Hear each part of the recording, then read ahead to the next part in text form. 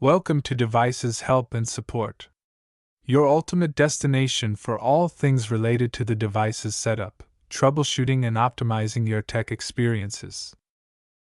In today's video, we will discuss how to factory reset the Linksys AX5400 router. In this video, we will teach you to perform the reset process in a very easy way. So stay till the end of the video so that you do not miss any step. Let's start the video. So first of all, we will know what is the purpose of resetting Linksys and why it is necessary to reset it. Resetting the Linksys AX5400 router is necessary when you face issues like slow internet, connection drops, or forgotten login details.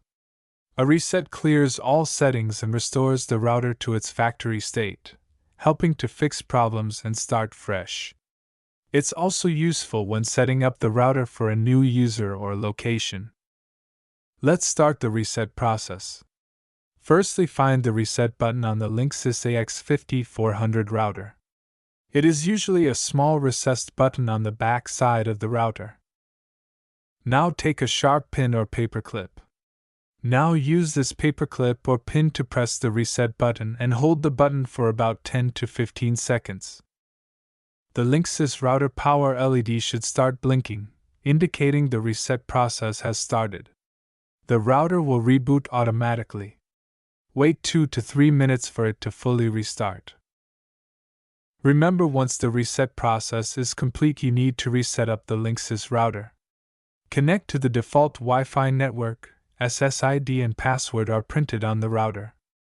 Access the setup page at http://192.168.1.1 or use the Linksys app. Reconfigure your internet settings. Now your reset process is complete. In case you face any type of difficulty, don't panic. Feel free to contact our professional experts at 1-323-507-3713. Our experts team will solve your problem as soon as possible. Thanks for watching.